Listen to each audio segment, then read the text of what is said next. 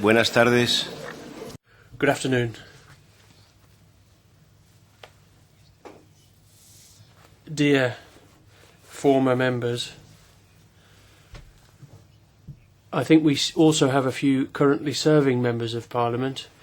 In addition to that, we also have a delegation of students of European affairs from Belgian universities.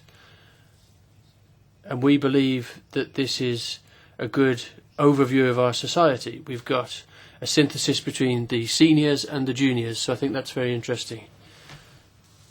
And just by way of information, technical information before we begin, don't forget to switch on your mobile phones when you go out of the meeting. So having said all of that, I'd like to open our annual seminar. At this annual seminar, we're going to be discussing a very topical issue, a burning issue, one which is a fundamental challenge for the European Union and for humanity. And I think it's safe to say, by way of introduction to this topic, that we always tend to look at what's closest when we look at these issues. And when we're talking about the refugee crisis, the day that unfortunately we saw the body of a dead child washing up on a Greek island, the day that photo appeared in the press, it really did bring home the situation much more so than any of the articles or analysis had done. And now what's happening on the borders and in the Mediterranean region is of utmost strategic importance. So I think it's important for us to try to analyse the situation in Europe, but also in relation to the wider world. And that's why we decided to host this seminar, following a democratic consultation. And I'd like to thank all of those who suggested this as a priority topic.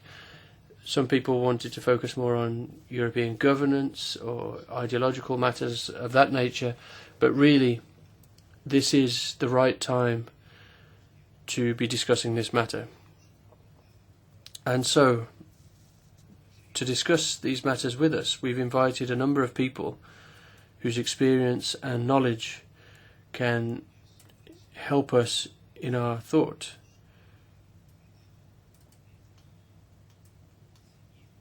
We've also tried not to restrict our focus to Brussels. We wanted to look to the wider world. And so the five guests we've invited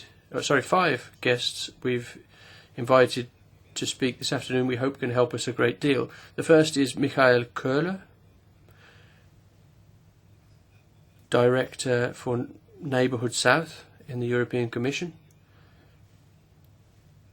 He has a very prestigious CV in terms of his posts and his university background. I'm not going to go through all of his awards and qualifications, but I think it's very clear that he occupies a very prestigious role.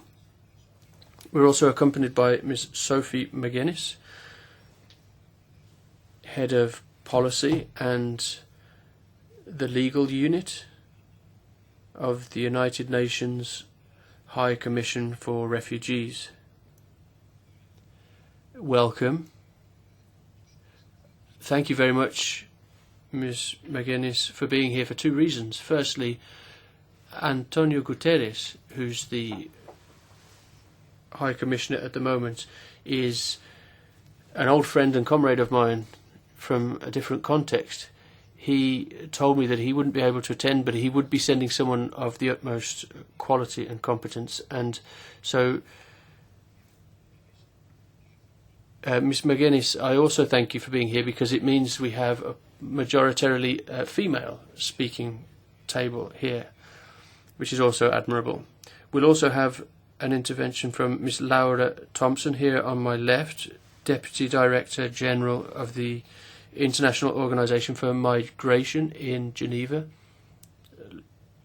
under the umbrella of the United Nations organization. She is American, but more specifically Costa Rican, a country which has the highest number of women in leadership positions per capita. There are 4 million people in Costa Rica, and they have a huge percentage of women in leadership roles. So let's just take stock of that, how much the world is changing.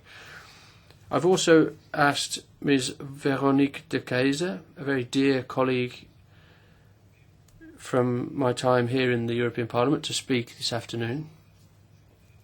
She's going to give us her conclusions from this meeting, and we're expecting Mr. Elmar Brok to arrive, Chairman of the European Parliament's Foreign Affairs Committee, and one of the most active veterans in European politics. We hope that he does arrive, but you never know when the members that you invite are going to arrive. They are, by definition, currently serving members.